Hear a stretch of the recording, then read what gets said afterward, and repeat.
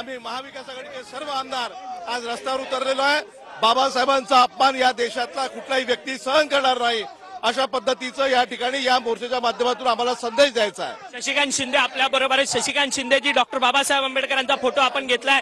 केंद्रीय गृहमंत्री अमित शहांनी केलेल्या वक्तव्यावरती नहीं सहेगा हिंदुस्तान। केंद्रीय गृहमंत्री अमित शहांचा तुम्ही निषेध करताय? निषेध निषेध निषेध। विश्वजित कदम आपल्या बरोबर आहेत। विश्वजित कदम देखील या सगळ्या आंदोलनामध्ये सहभागी झालेले आहेत। विश्वजित कदम यांच्याशी बोलणार आहोत। केंद्रीय गृहमंत्री अमित शहा काय सांगणार आंदोलन केलेलं?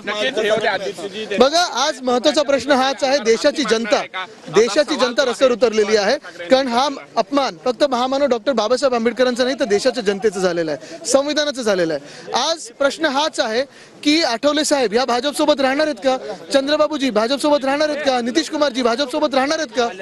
हे त्यांनी उत्तर द्यावं। अनेक आमदार असे आहेत इथे जे स्वतःला आंबेडकरवादी मानतात, जे महामानव डॉक्टर बाबासाहेब आंबेडकरांना देव मानतात, जे भाजप सोबतच ते राजीनामा देणार आहेत का?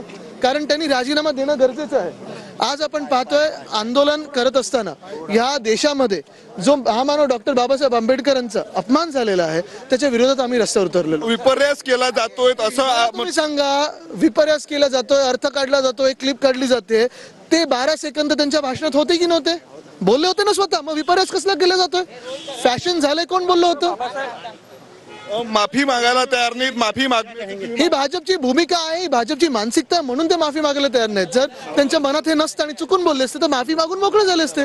बघा, देशात चूक कोणी करू शकतं, आयुष्यात चुका अनेक लोक करतात, पण माफी मागतात, विनम्रतापणे दाखवतात। इथे भाजपची ही मानसिकता आहे, म्हणून त्यांनी माफी मागितली नाहीये, भाजपच्या मनात आहे। आणि जे आम्ही लोकसभेच्या वेळी बोलत होतो की यांच्या संविधानावर राग आहे, तो काल त्यांच्या भाषणात दिसला। नक्कीच तर भाजपाच्या मनात जे आहे ते मुखात आलेलं आहे, अशी प्रतिक्रिया जी आहे ती आदित्य ठाकरे यांनी व्यक्त केलेली आहे। कॅमेरामॅन सिद्धेश नाईकसह मी स्वप्नील उमाप, TV9 मराठी, नागपूर।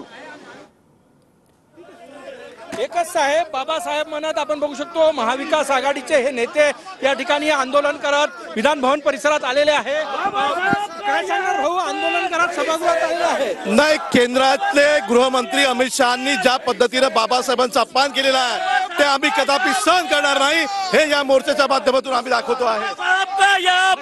नाना पटोले काय सांगणार? अमित शहानी आणि भाजपनी देशाच्या जनतेची माफी मागितली पाहिजे। ज्याप्रमाणे बाबासाहेब आंबेडकरांचा अपमान त्यांनी जे केलेला आहे आणि भाजपचं जे असली चरित्र आज देशाच्या जनतेसमोर आलेलं आहे आणि भाजप हे बाबासाहेब आंबेडकरांच्या संविधानाला संपवायला लागलेलं आहे, हे या वक्तव्यावरून सिद्ध झालेलं आहे।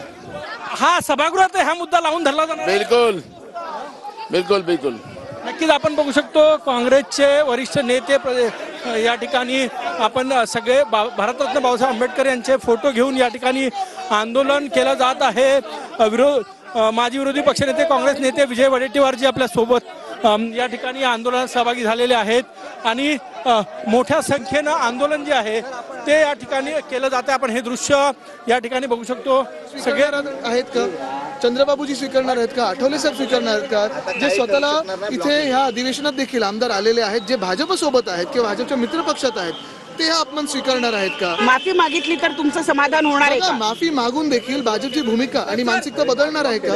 जी भाजप या देशाचं संविधान बदलायला निघाली होती, कारण ते डॉक्टर बाबासाहेब आंबेडकरांनी लिहिलेलं आहे, ते भाजपची मानसिकता बदलणार आहे। परंतु त्यांनी वारंवार सांगितलंय की हा महाविकास आघाडीकडून केला गेलेला प्रोपगंडा आहे, आम्ही कधीही संविधान बदलणार नव्हतो। मग तुम्ही सांगा की तुम्ही जे काल बोललं ते चुकीचं होतं, सांगा, मान्य करा जे बोललं ते चुकीचं होतं। भाजपने मान्य करू दे की असं बोलायला नाही पाहिजे होतं। आज बीड सारखा महत्वाचा मुद्दा असताना तुम्ही बाहेर आंदोलन करता, तो घेणार आहे विषय 101चा प्रस्ताव आहे, आम्ही त्याच्यावर बोलतो। लागेल आता, चला सॉरी लागेल तुम्हाला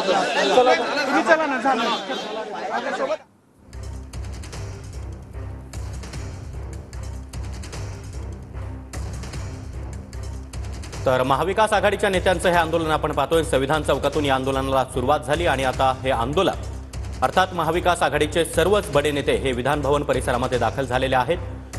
केंद्रीय गृहमंत्री अमित शहा यांनी डॉक्टर बाबासाहेब आंबेडकर यांच्या संदर्भात सभागृहामध्ये जे वक्तव्य केलं त्यावरून आता महाविकास आघाडी चांगलीच आक्रमक बनली आहे। अमित शहा यांनी माफी मागावी अशी मागणी महाविकास आघाडीच्या नेत्यांकडून केली जाते। त्यानंतर दंगली संविधानाची विटंबना, त्यानंतर केंद्रीय गृहमंत्र्यांनी खरं तर संसदेत केलेलं भाषण, या सगळ्याच्या विरोधात आपण आक्रमक झालेला आहात. काय चा खरा चेहरा देशातल्या जनतेसमोर त्या ठिकाणी आलेला, जे त्यांच्या मनात होतं ते ओटात त्या ठिकाणी आलेलं आहे. डॉक्टर बाबासाहेब आंबेडकरांच्या बद्दल त्यांना किती आस्था आहे हे त्या वक्तव्यावरून दिसतं. हे असंच झालेलं वक्तव्य नाही आहे, हे प्लॅन्ड वक्तव्य आहे. या प्लॅन्ड वक्तव्याच्या माध्यमातून डॉक्टर साहेबांची प्रतिमा मलिन करणं हा एकच उद्देश भाजपचा आहे आणि महाविकास आघाडी म्हणून या सगळ्याचा आम्ही निषेध करतो. परंतु 101 ची चर्चा आज होते बीड परभणी मधल्या प्रकरणांवरतून, विशेषतः बीडमध्ये 3 टर्मचा सरपंच असलेला संतोष देशमुखची हत्या आणि सुव्यवस्था या महाराष्ट्रातली पूर्ण कोसळलेली आहे. अधिकाऱ्यांच्यावर कोणाचा वचक त्या ठिकाणी राहिलेला नाही. अधिकाऱ्यांच्या पुढे संभ्रमावस्था आहे, कारण की बदली जे प्रमुख अधिकारी आणण्याचं एक षडयंत्र वेगळं या राज्यामध्ये चालवलेलं आहे, की त्या जिल्ह्यातला सांगतो तोच अधिकारी तिथं जातो आणि त्याचा परिणाम कायदा आणि सुव्यवस्थेवर होतोय. या सगळ्याचा एकूण जो काय महाराष्ट्राच्या इमेजवर आहे, महाराष्ट्र हे उद्योगाला चालना देणारं राज्य आहे. आज अशा घटनांमुळे उद्योग महाराष्ट्रामध्ये येण्याचे कमी होतील, किंबहुना बेरोजगारी वाढेल.